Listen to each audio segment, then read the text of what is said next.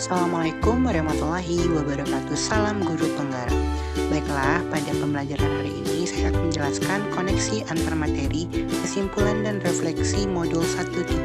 Selamat menyaksikan ya.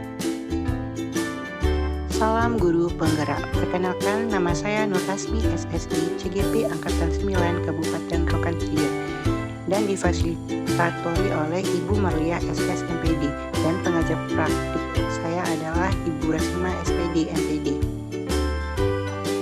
Dalam video ini kita akan merefleksi diri, apa yang saya percaya tentang murid dan pembelajaran di kelas sebelum saya mempelajari modul 1.1. Kedua, apa yang berubah dari pemikiran atau perilaku yang saya setelah mempelajari modul 1.1. Apa yang dapat segera saya terapkan lebih baik agar kelas saya mencerminkan pemikiran Ki Hajar Dewantara. Jadi sebelum saya mempelajari modul 1.1, saya beranggapan bahwa siswa adalah seseorang yang harus belajar dan mengikuti instruksi guru untuk mencapai materi. Jadinya guru itu adalah orang yang memberi materi kepada siswa dan siswa harus memahami materi tersebut. Nah, setelah saya mempelajari modul 1.1, ternyata anggapan saya itu salah.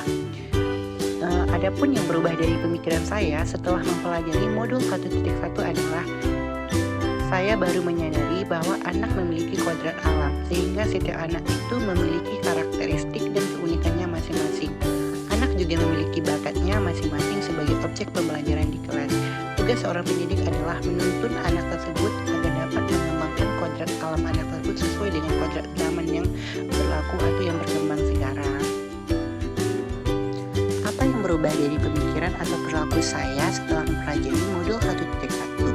Nah, jadi sebelumnya saya beranggapan bahwa peserta didik belajar di kelas dan memahami seluruh rangkaian materi dari guru di kelas, serta mengikuti pembelajaran di kelas, diakhiri dengan tugas-tugas dari guru.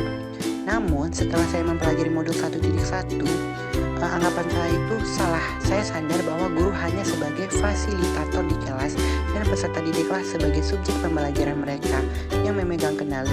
Guru hanya memfasilitasi mereka agar dapat menjadi manusia yang seutuhnya.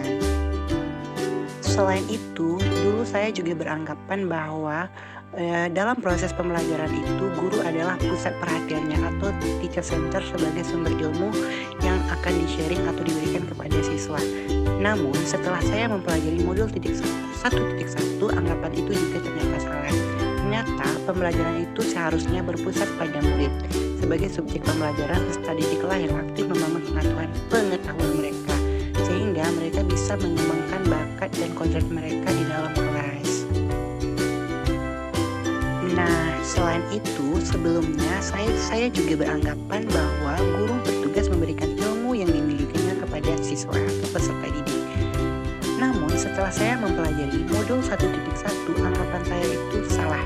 Ternyata, tugas guru hanya membuat murid memahami pentingnya materi yang ia pelajari, menumbuhkan budi pekerti, dan membantu mereka mengidentifikasi apa manfaat pembelajaran itu sendiri untuk kehidupan sehari-hari atau memberi pembelajaran yang bermakna.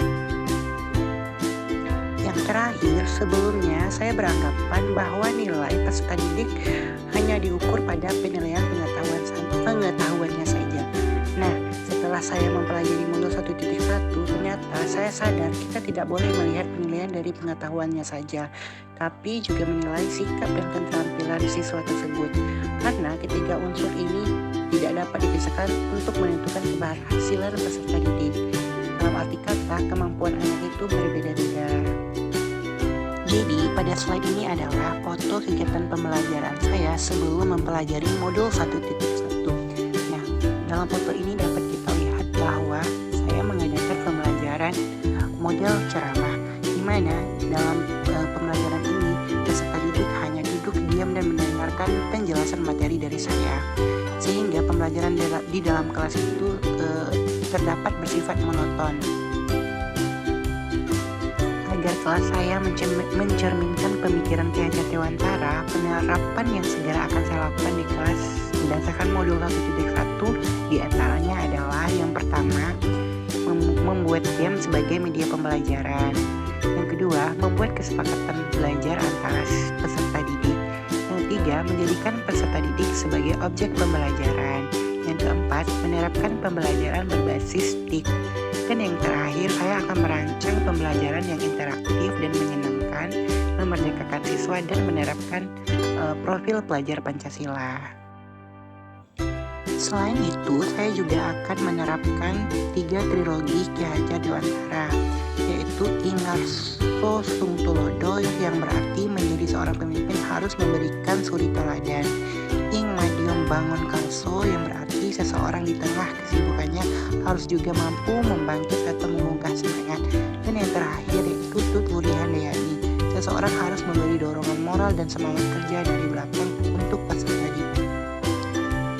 Dengan harapan setelah saya menerapkan trilogi Ki Hajar Dewantara, saya sebagai guru harus bisa menjadi teladan yang baik, karena sosok guru digugu serta memberi motivasi dan support ataupun dukungan kepada seluruh peserta didik saya. Nah, jadi setelah saya mempelajari konektivitas antar materi, saya dapat memberi kesimpulan bahwa dasar-dasar pemikiran Ki Hajar Dewantara harus segera kita terapkan dalam proses pembelajaran di kelas ataupun di sekolah. Di antaranya adalah pendidikan yang berpihak pada siswa dan penanaman budi pekerti yang baik. Kemudian pendidikan sejatinya adalah menghamba pada anak. Demikianlah pemaparan dari saya tentang koneksi antar materi pemikiran filosofis Ki Hajar Dewantara. Nah, itu dia pemaparan saya tentang koneksi antar materi pemikiran Ki Hajar Dewantara. Terima kasih telah menyaksikan video ini. Sampai ketemu di penugasan selanjutnya. Salam Guru Pembelajaran.